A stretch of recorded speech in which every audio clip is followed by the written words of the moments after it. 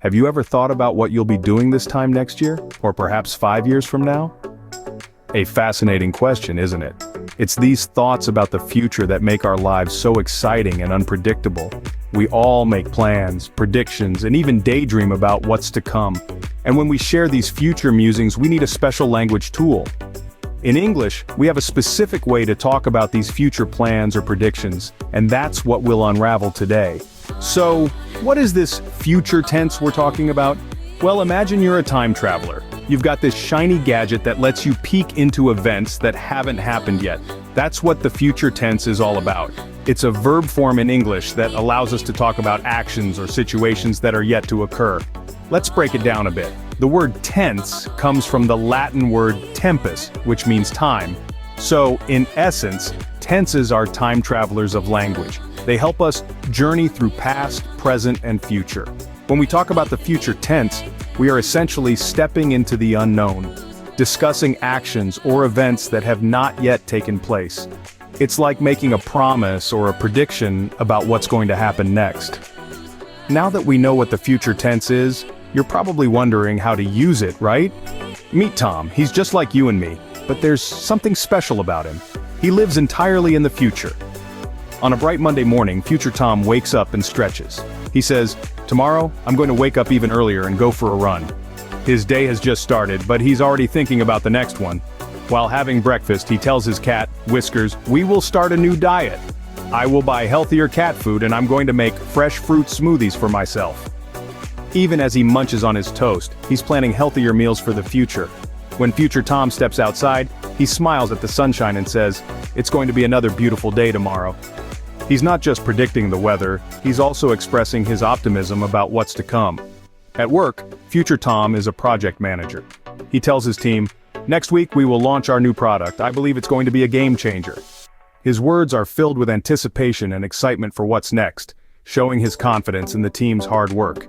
During lunchtime, future Tom meets his friend Bella. As they chat, he tells her, "Next month I'm going to take a cooking class. I will master the art of Italian cuisine." His eyes shine with the thrill of a new learning experience. In the evening, future Tom goes to his dance class. As he learns the steps, he says, "By the end of this year I shall be a professional dancer." He's not just learning, he's envisioning the future he's dancing towards. When future Tom gets home, he sits down with a book. He tells Whiskers, "In a couple of weeks, I will finish this book. After that, I'm going to start a new one." His love for reading doesn't just exist in the present, it stretches into the future. Before going to bed, future Tom looks at his calendar.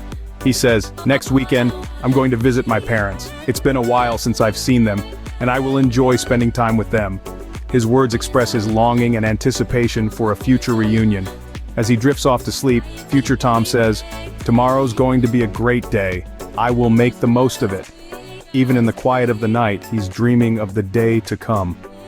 Whew, a day in Tom's life sure is packed with future plans. But have you noticed how he talks about it? Let's revisit Tom's day and see if we can spot the future tense in his conversations. As you recall, our morning started with Tom saying, "I will make pancakes for breakfast." Here, Tom uses will to express a decision he has made for the future. It's a spontaneous decision, made at the moment of speaking. We use will in such instances. Next, we heard Tom say, "I'm going to meet Sarah at the park later." This is another form of the future tense, going to. Tom uses going to because he has already decided to meet Sarah. It's a plan. We use going to when we have decided to do something before the moment of speaking. When Sarah called, Tom told her, "I'll be there in 20 minutes. This is yet another example of using will. Here he's making a prediction based on what he thinks or believes. As such, will is used to predict or guess future events. Now, remember when Tom was talking to his dog Sparky? He said, "We're going to have so much fun at the park." Here, going to is used again. This time it's not about a plan, but a prediction. It's something Tom believes or knows is sure to happen in the future. After the park, Tom exclaimed, "I will definitely sleep well tonight." This is a strong prediction about the future. He's quite certain about it. When we're sure about something that's going to happen, we can use will to express our certainty. And finally, before going to bed, Tom said, "I'm going to read a book before I sleep." This is a clear plan that Tom has decided on. Again, going to is used to express a decision made before speaking. So what have we learned from Tom's day? We've seen how will and going to are used to talk about the future. Will is used for spontaneous decisions, predictions, and certain future events.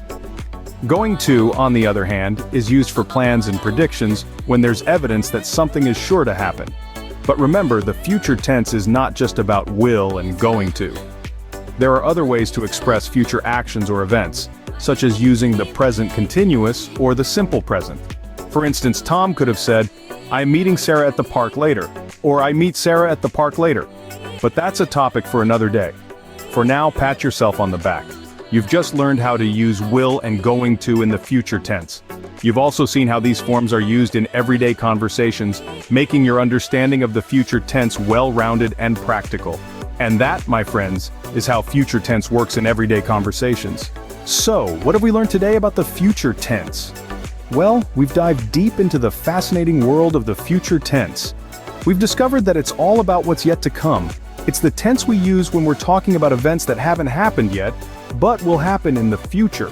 We've explored how to use the future tense, and it's simpler than you might think. We usually use will or be going to before the main verb. For example, I will eat pizza later, or she is going to visit her aunt next week. But that's not all. There are various forms of the future tense, each with its own unique use. There's the simple future tense, the future continuous tense, the future perfect tense, and the future perfect continuous tense. Each one helps us express different aspects of future events, from their timing to their duration and completion. Now it's your turn. Try using the future tense in your daily conversations. Talk about your plans, make predictions, or even just speculate about what the future might hold. Remember, practice makes perfect. So keep using the future tense in your conversations, and soon, it will become second nature to you.